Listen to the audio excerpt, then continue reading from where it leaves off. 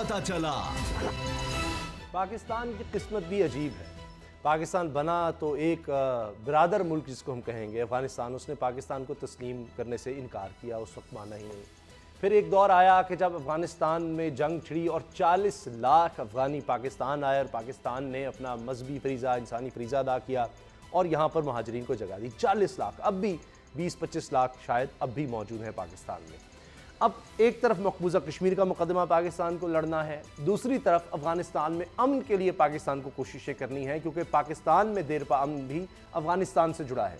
लेकिन वहां पर एक और धचका लगा है। पाकिस्तान काफ़ी अरसे से कोशिशें कर रहा था और आखिरकार कामयाब हुआ तालिबान को और अमेरिका को टेबल पर बिठाने में, मुज़ाकरात करने में। लेकिन अब सदर ट्रंप ने, अमेरिकी सदर ट्रंप ने अचानक ये फैसला किया कि मुज़ाकरात ख़त्म। उन्होंने कहा मैं बातचीत नहीं करूंगा। पहले खुद अमेरिका बुला रहे थे तालिबान को और फिर अचानक कहा कि नहीं, हमने मुज़ाकरात नहीं करने।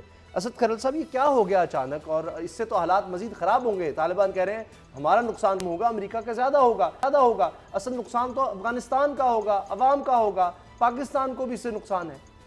उसामा साहब आप लिख लें, जब भी ये जो बात हो रही है, अभी जो डोनाल्ड ट्रंप ने तो कहा है कि ये मुज़ाकरात ख़त्म हो गए, लेकिन माइक पोम्पियो का जो अमरीकी वज़ीर ख़ारजा, उनका फ़ौरन बयान भी आ गया कि नहीं, मुज़ाकरात जो है अभी उसका अमल जारी है, लेकिन अब ये है कि शवाहिद पेश करना पड़ेंगे तालिबान को कि इस हवाले से वो मुखलिस हैं भी कि नहीं। देखिए, कैंप डेविड के अंदर जो खुफिया मुलाकात इनकी होनी थी और फिर जैसा दोहा एक ग्रंटर बना और ये सारा मामला हो रहा था, तो अब मामला ये है कि इसके अंदर कुछ एलिमेंट्स भी आ गए हैं। उसामा साहब, ये जो पाकिस्तान को एक रोल दिया था अमेरिका ने और बैक किया था अमेरिका ने पाकिस्तान से कि जो फ़ौज का इनखला जो अमेरिकी फ़ौज का है अफ़गानिस्तान से, और अफ़गानिस्तान अमन के लिए और तालिबान से मुज़ाकरात के लिए पाकिस्तान अपना कलीदी किरदार अदा करे। पाकिस्तान इंतहाई इखलास से वो किरदार अदा कर रहा है और किया उसने। लेकिन इंडिया जो है वो कभी नहीं चाहता कि पाकिस्तान को ये एप्रिसिएशन मिले, पाकिस्तान का ये रोल, क्योंकि जब तक पाकिस्तान का इन्फ्लुएंस नहीं था, अमेरिका ने उसको एक्नॉलेज नहीं किया था, आपने देखा कि ये जो सारा मामला था, अफ़गानिस्तान के अंदर बहुत ज़्यादा कौंसल खाने खुले, इंडिया का बहुत ज़्यादा इन्फ्लुएंस हुआ। इंडिया अफ़गानिस्तान की सरजमीन इस्तेमाल करके पाकिस्तान के अंदर दहशतगर्दी की वारदातें कराता था। साना APS हो, बलूचिस्तान के अंदर दहशतगर्दी हो, कराची में दहशतगर्दी हो, लाहौर तक के जो वाक़यात दहशतगर्दी के हैं, उसके भी ताने बाने जो हैं अफ़गानिस्तान के बरास्ता अफ़गानिस्तान जो सरजमीन NDS राह का एक पूरा नेक्सस था, नेटवर्क वो चल रहा था। अब ये जो वाक़यात यके बाद दीगरे हुए हैं अफ़गानिस्तान के अंदर, अमरीकी फोर्सेस के ऊपर हमले हुए हैं, इस हवाले से भी रिपोर्ट्स ये आ रही हैं कि उसके पीछे बिहाइंड द सीन ये है कि भारत का हाथ हो सकता है। उसको खारिज-उल-इम्कान इस चीज़ को करार नहीं दिया जा सकता, क्योंकि भारत नहीं चाहता अफ़गानिस्तान जो पुरअमन अफ़गानिस्तान है, मुस्तकम अफ़गानिस्तान है, वो मुस्तकम पाकिस्तान और पुरअमन पाकिस्तान की ज़मानत है। एक दूसरे के साथ इंटरलिंक्ड चीज़ें हैं। अगर अफ़गानिस्तान के अंदर पीस होगा, अफ़गानिस्तान के अंदर स्टेबिलिटी होगी, तो ऑटोमेटिकली पाकिस्तान के अंदर भी पीस होगा, पाकिस्तान के अंदर भी स्टेबिलिटी होगी। सही। तो अब ये सारे जो मामलात हो गए और जो डोनाल्ड ट्रंप साहब ने एकदम तो कह दिया है, तो अल्टीमेटली जो आपने कहा कि आउटकम या जो इसका कंक्लूजन है, जो इमरान खान साहब ने कहा, जो हमारी अस्करी क़यादत ने कहा कि इसका हल सिर्फ मुज़ाकरात ही हैं। अब ये जितनी इसमें ताख़ीर करेंगे, तालिबान की क़यादत ने जो बात की है बिल्कुल ठीक है, इसका नुकसान अफगानिस्तान को होगा, इसका नुकसान अमेरिका को होगा, इसका नुकसान पाकिस्तान को होगा। बाबर साहब, और अगर ये बर वक्त मुज़ाकरात हो जाते हैं तो मैं समझता हूँ खित्ते को फायदा है, अमेरिका को फायदा है, पाकिस्तान को और अफगानिस्तान। बाबर डोगर साहब, आपको क्या नजर आ रहा है? ट्रंप जो है अपना फैसला वापस लेंगे, दोबारा मुज़ाकरात की तरफ आएंगे, हालात फिर कई साल तक ऐसे रहेंगे? उसामा साहब, बहुत बड़ी अपॉर्चुनिटी थी ये अफ़गानिस्तान में अमन कायम करने के लिए, अफ़गानिस्तान में को एक पुरअमन मुल्क बनाने के लिए, और अमेरिका बाइज़्ज़त तौर पर वहाँ पर अपनी फ़ौज जो थी उनको वहाँ से निकाल रहा था। लेकिन जैसा खरल साहब ने कहा, मैं बिल्कुल उनसे एग्री करता हूँ कि इंडियन लॉबी जो अमेरिका में बहुत ज़्यादा मजबूत है, वो ये नहीं चाहते कि इंडिया का रोल अफ़गानिस्तान से माइनस हो। उन्होंने लॉबिंग करके सदर ट्रंप जो हैं उन पर प्रेशर बढ़ाया, इस कदर इंटरनल प्रेशर बढ़ाया कि वो उन्होंने फ़िलहाल तो इस डील से साइन करने से इनकार कर दिए। और जो उसको उन्होंने जो रीज़न दी है, जो वजह बताई कि जी कि अफ़गानिस्तान में जो तालिबान हैं वो हमले भी कर रहे हैं और बेहतर डील की कोशिश में उन्होंने अमरीकी फ़ौजी जो हैं उनको भी मारा है। तो इसमें तालिबान को भी चाहिए था कि वो भी थोड़ा सा वेट कर लेते, थोड़ा सा इंतज़ार करते जब डायलॉग चल रहे हैं, जब डायलॉग का प्रोसेस चल रहा है। तो ऐसे वक्त में जिस तरह से कंदूज पर अटैक हुआ या काबुल पर सुसाइडल अटैक हुआ, जिसकी ज़िम्मेदारी भी उन्होंने कबूल की, तो इस तरह के अटैक्स नहीं करने चाहिए थे। और जल्दबाजी में एक बहुत बड़ी अपॉर्चुनिटी जो थी वो ज़ाया हुई है। बहरहाल एक चीज़ मैं आपको बता दूं कि अफ़गानिस्तान में जो अमन का रास्ता है वो अल्टीमेटली मुज़ाकरात ही हैं, और इसके अलावा कोई दूसरा रास्ता नहीं है। अमेरिका ने 19 साल यहाँ पर जंग करके देख लिया है, लड़ाई करके देख ली है, लाखों 20 लाख से ज़्यादा अफगान इस जंग में मारे जा चुके हैं, 2400 से ज़्यादा अमेरिकन फ़ौजी इसमें मारे जा चुके हैं, नेटो के बेतहाशा फ़ौजी जा चुके हैं। मैं आपको एक और बात बता दूं कि नेटो जो है वो भी तंग आई हुई है, नेटो भी यहाँ से निकलना चाह रहा है। तो अमेरिका पे जी जर्मनी कल वो पीछे रिसेंटली यहाँ वहाँ से पुल आउट कर गया है, तो अमेरिका पे नेटो का भी प्रेशर है कि किस तरह से कोई एक वे आउट निकले जिससे वो यहाँ से बाहर निकले। तो बहरहाल अभी मुज़ाकरात के रास्ते टोटली बंद नहीं हुए। अभी जो है ये हो सकता है पाकिस्तान अपना रोल प्ले कर रहा है, तो आने वाले दिनों में हो सकता है कि मुज़ाकरात दोबारा शुरू हो जाए और कामयाबी से हमकिनार हो जाए। लेकिन एक चीज़ है कि जंग इसका हल नहीं है। जंग करके अमेरिका ने देख लिए, जंग से अमेरिका का उसको नुकसान होगा, फ़ायदा कोई नहीं होगा। मुज़ाकरात की बेस पर ही हल होगा। एक सवाल जो मुसलसल हो रहा है साफ़ियों से, हर तरफ ये बातें हो रही हैं, कुछ साफ़ी इस बारे में बात कर रहे हैं कि नवाज़ शरीफ साहब की डील हो गई है, शरीफ ख़ानदान की डील हो गई है, कोई कह रहे हैं कि 1 महीने तक चले जाएंगे मुल्क से, इस तरह की बातें हो रही हैं। लेकिन असल कहानी क्या है, असल बात क्या है, ये आज हम जानते हैं खरल कहानी। जी खरल उसामा साहब, बात यह है कि जिस तरीके से खबरें आई हैं मीडिया के अंदर आपने भी पढ़ी हैं, कभी 25 अरब जी नवाज शरीफ 25 अरब डॉलर पे देने पे राज़ी हो रहे हैं, फिर जी 12 अरब डॉलर वो दे रहे हैं, फिर ये कहा गया कि एक बड़ी अहम शख्सियात जो है बड़े अहम ओहदों पे फाइज है वो नवाज शरीफ साहब से मिली हैं, वो मिन्नतें कर रही हैं।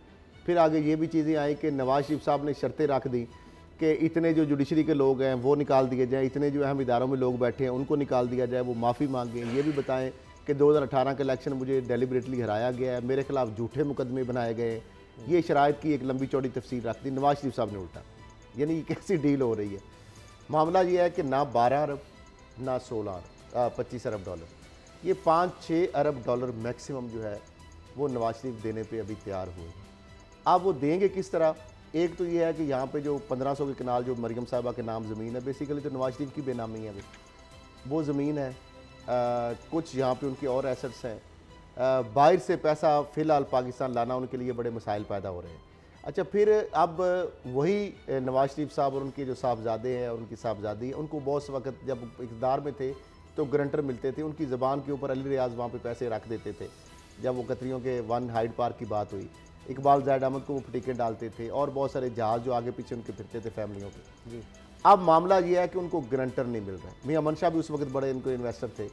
अब वो ये है कि वो पैसे देने के लिए तैयार हैं, 5-6 अरब डॉलर जो है वो देने के लिए तैयार है नवाज शरीफ साहब। मरियम साहिबा जो है वो इस पर एग्रीड नहीं है। मरियम साहिबा गिरफ्तारी से चंद रोज़ पहले नवाज शरीफ साहब का जेल में बूथ होता है, उनसे बात हुई उनकी, तो ज़ाहिर बात है दीवारों के भी कान होते हैं। बहरहाल मरियम साहिबा ने कहा जो 2 वीडियो और 3 ऑडियो वो मैं जारी करने लगी। उसके अंदर जो जज साहब ने, जो सऊदी अरब में 2 उनके दौरे थे और यहाँ पे भी मीटिंग्स थी, जज साहब ने वहाँ पे बहुत सारे मुख्तलिफ जो है दशनाम तराजियाँ की हैं। मरियम साहिबा करके इदारों को प्रागंदा करना चाहती थी, नवाज शरीफ साहब ने उनको मना किया, क्योंकि अल्टीमेटली एक कॉन्स्पिरेसी है वो भी, क्योंकि जब उसके सामने आगे बात खोलेंगे तो निकलना कुछ भी नहीं था। तो पहले एक जिस तरीके से उन्होंने वीडियो वाला किया और चीफ जस्टिस कोर्ट ने कहा, इवन के सुप्रीम कोर्ट ने, कि अगर ये चीज़ें सारी सही हैं फिर तो नवाज शरीफ को रिलीफ मिल सकता है, लेकिन वो तो उधर गए ही नहीं लेके चीज़ें। फिर नवाज शरीफ साहब ने हसन नवाज को किसी खातून से मिलने का कहा था तो उन्होंने मना कर दिया। बेल के हवाले से नवाज शरीफ साहब ने मना कर दिया कि बेल अभी मेरी ना रखे। तो मामला ये है कि नवाज शरीफ साहब की जो है वो तो चाहते हैं किसी तरीके से निकले। अब महीना या 2 महीने में ये नहीं कह सकता, और ये प्ली बारगेन होगी, पैसे देंगे। दूसरी आ गई जरदारी साहब। जरदारी साहब की डील जो है नवाज शरीफ से ज़्यादा मैच्योर हो गई है और वो जल्द उसका आपको चीज़ें सामने नज़र आना होगी। एक तो 12-13 अरब रुपया आ गया ऑलरेडी उसमें, और मज़ीद भी उसमें कोई 40-50 अरब कम अज़ कम वो तो आ जाएंगे जल्दी।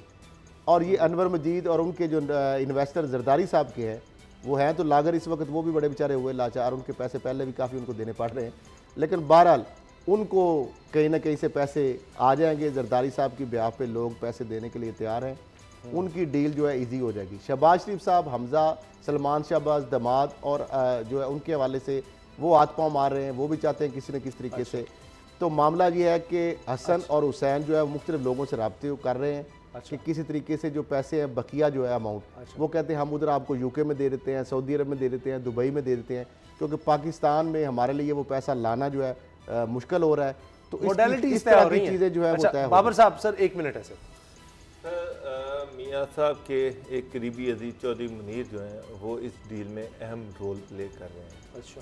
और इस सारी डील में शहबाज शरीफ जो हैं उन्होंने भी एफर्ट की है, लेकिन जो मेन रोल है वो चौधरी मुनीर का है, जो समझी हैं उन्होंने ये भी यहाँ तक कहा है, मैं एक उसमें कुछ लोग गवाह भी हैं कि उन्होंने एक जगह ये भी कहा है कि सेहत और ज़िंदगी ज़रूरी है, अगर टोटल जो पैसों का 70% चला भी जाए तो कोई बुराई नहीं है। अच्छा। अपनी ज़िंदगी और सेहत जो है उसको बचाएं, दौलत आने जानी चीज़ है। तो उससे एक चीज़ तो ये है कि जो टोटल इनकी लाइबिलिटीज है उनका ये 70% देने को तैयार है। जो मेरी इतलात है वो $3 अरब के करीब बनती हैं ये, और हसन और हुसैन भी इसको देने को तैयार हैं, इतनी की रकम वो भी देने को तैयार है जी। मोडेलिटीज़ जो है वो कोई तीसरा मुल्क जो है उसको इन्वॉल्व कर रहे हैं, लेकिन एक चीज़ क्लियर है कि ये डील अगले 1-1.5 या 2 महीने में ये डील जो है वो तय पा जाएगी, क्योंकि दोनों तरफ से कोशिशें जारी हैं। अब सिर्फ ये तय होना है किस तरह से कब क्या वो है, जब दोनों पार्टीज एक चीज़ एग्री कर जाएंगे, चलो जी कुछ ना कुछ ले दे के मामला निपटाया जाए। कल क्या होगा? कल जनाब अभी जिस तरह आप देख रहे हैं, कुछ देर पहले ब्रेकिंग भी चल रही थी, FATF का अक्टूबर में इजलास भी है, उससे पहले एशिया पैसिफिक ग्रुप ने कुछ सवाल पाकिस्तान से पूछे हैं, पाकिस्तान को जवाब दे रहा है कि जनाब दहशतगर्दों की सरमायाकारी के लिए पाकिस्तान ने क्या क्या किया, तमाम जवाब दे दिए गए हैं। ये आप देख रहे हैं financial action task force Asia Pacific group का 4 रोज़ा इजलास है, 11 सितंबर तक जारी रहना है। कल को आप देखेंगे कि भारत और ज़्यादा तेज़ी दिखाएगा, पाकिस्तान को ब्लैकमेल करेगा और पाकिस्तान को ब्लैक लिस्ट करवाने के लिए और ज़्यादा कोशिशें तेज़ कर देगा कल से। लेकिन उम्मीद यह है कि इंशाल्लाह पाकिस्तान मुतमिन कर लेगा एशिया पैसिफिक ग्रुप को, और फिर उसके बाद अक्टूबर में जो इजलास होना है FATF में, उसमें ब्लैक लिस्ट में जाने के लिए भारत कोशिशें कर रहा है, पाकिस्तान चाह रहा है कि ग्रे लिस्ट से भी पाकिस्तान निकल आए। बाबर साहब, बिल्कुल, कल 10वां मुहर्रम है, कश्मीर में जो लोग हैं, निहत्ते जो लोग हैं, कल वो बाहर निकलेंगे और इंडिया ने वहाँ पर अपनी फोर्सेस जो है आज बढ़ा दी हैं। इसका मतलब ये है कि कल फिर पैलेट गन का इस्तेमाल होगा, सारी दुनिया के सामने निहत्ते कश्मीरी जो हैं, जो अज़ादार हैं, उन पे गोलियां बरसाई जाएंगी, पैलेट गन्स का बरसाई जाएंगी, और दुनिया बिल्कुल बेबसी और तमाशाई बनकर इस सारे अमल को देखती है। कहानी ऐसे लगता है कि वही जो करबला वाली है, हर कोई अपना अपना उसमें एक किरदार नज़र आ रहा है उसका। जी हाँ, अल्लाह करे मेरी ये बात जो गलत हो, लेकिन कल फिर एक बैरूनी हाथ जो है एक वाक़या कर सकता है, जिस तरीके से आज़ादारों के जुलूस में मजालस के अंदर कोई बड़ा वाक़या हो सकता है। अल्लाह करे हमारे मुल्क के अंदर ये जो इस तरह बैरूनी क़ुव्वतें करती हैं इस तरह के मामलात में कि कीमती जानों का ज़िया ना हो, ये वाक़या जो है किस तरीके से अवॉइड कर लें, क्योंकि इंटेलिजेंस इदारों के पास इस तरह की इतलात हैं। आप सही कह रहे हैं, उम्मीद है कि वो लोग पहले ही पकड़ लिए गए हैं। अभी खबर भी चल रही थी कराची में ऑपरेशन किया गया और गालिबन 7 वहाँ पर तकरीबकार उनको गिरफ्तार किया गया है। तो इंशाल्लाह हम दुआ करते हैं कल हालात पुरअमन रहे। प्रोग्राम देखने का बहुत बहुत शुक्रिया, दुआ में याद रखिएगा, इजाज़त दीजिए, अल्लाह हाफ़िज़।